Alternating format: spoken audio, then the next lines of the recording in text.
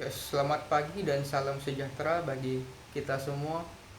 Perkenalkan, nama saya Jaka Sampuerna, Prodi Sistem Informasi dengan NIM H11012310033. Kali ini saya akan menjelaskan hasil kerja saya terkait tugas project base, otomatisasi proses bisnis, serta studi kasus MPB saya.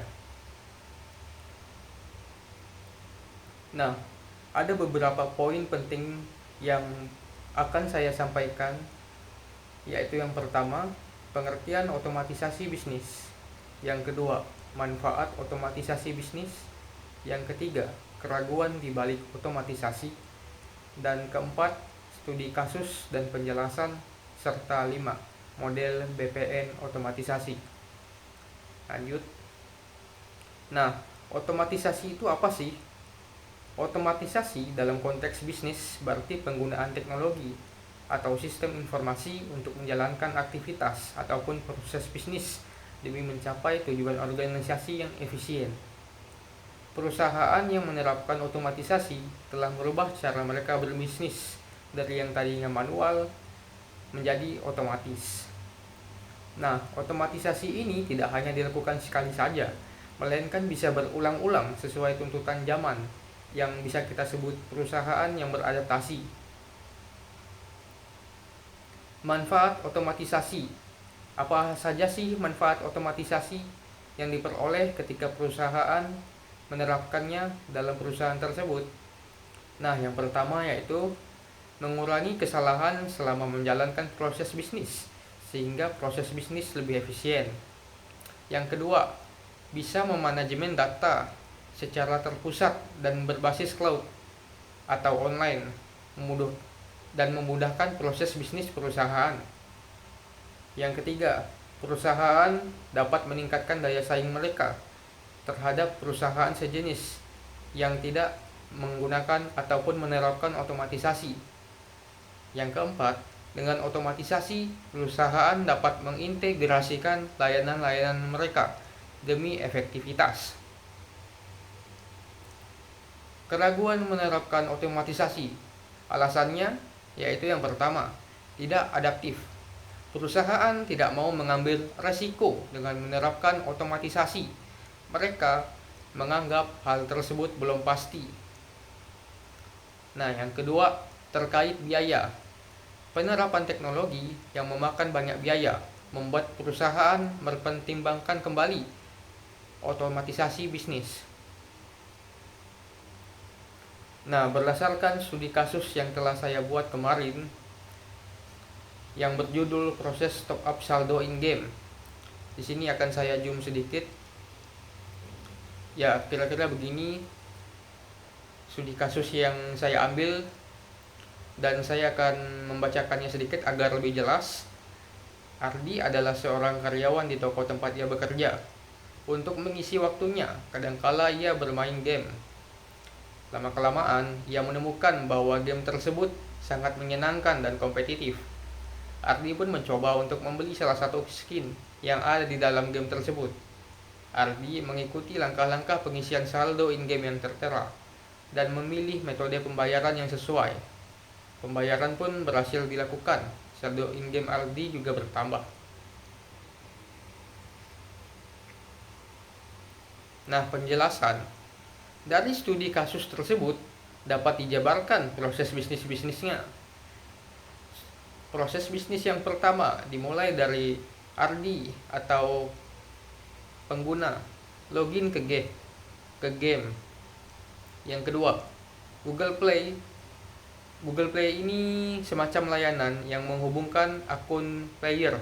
Di sini akun Ardi akan dihubungkan ke Google Play ketika ia login.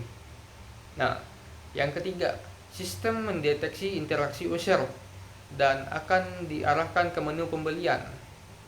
Yang keempat, Ardi memilih nominal saldo in-game yang ingin diisi. Yang kelima, Ardi memilih metode pembayaran. Dan yang keenam, setelah memilih metode pembayaran, Google Play langsung menampilkan daftar pembayaran yang tersedia. Nah, sesudah Ardi memilih daftar pembayaran yang tersedia, ia pun mengonfirmasi pembeliannya. Yang kedelapan, Google Play menyimpan dan mengirim riwayat pembelian ke sistem.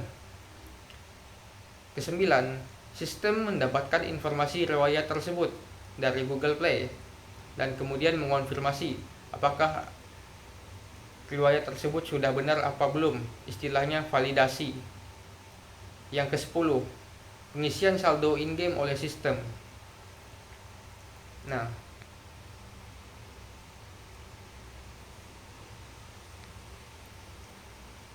oke. Nah, ini adalah model BPMN yang telah saya buat dan telah saya otomatisasi langsung. Mohon maaf jika kabur karena itu saya tidak bisa meningkatkan resolusinya lagi. Ya, yang pertama, pembeli login ke dalam game. Kemudian sistem dan ada Google Play. Jadi di sini ada 3 aktor yang terlibat, yaitu pembeli, sistem, dan Google Play. Nah, yang pertama tadi sesuai dengan proses yang telah saya jabarkan, yaitu pembeli login ke game, ke dalam game. Kemudian sistem mendeteksi adanya interaksi dari user. Kemudian pembeli memilih nominal in-game yang ingin diisi. Dan sistem menampilkan menu pengisian saldo in-game. Setelah pembeli memilih metode pembayarannya dan mengonfirmasi pembelian in-game-nya, maka informasi tersebut akan disimpan oleh Google Play selaku aktor yang lainnya. Kemudian informasi tersebut diberikan ke sistem game, menyimpan data transaksi user yang termasuk nominal saldo in-game, jenis pembayaran, dan waktu pembayaran. Kemudian sistem ini menvalidasi permintaan top up yang akan mengarah kepada 2 cabang, yaitu kondisi jika saldo Ardi mencukupi, yaitu notifikasi pembayaran berhasil, maka saldo in-game akan terisi, kemudian proses selesai.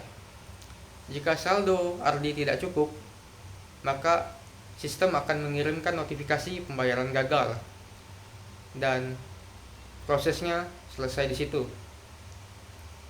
Ini ada keterangan sistem game akan mengisi saldo in-game ke akun user sesuai informasi dari Google Play. Jadi akan dilakukan validasi dulu, baru akan diisi oleh sistem saldonya. Kira-kira begitu yang bisa saya sampaikan. Mohon maaf jika model BPMN-nya kurang jelas. Terima kasih sudah menyimak video saya dari awal sampai akhir. Dan ini sebetulnya merupakan video pertama saya yang tatap muka seperti ini.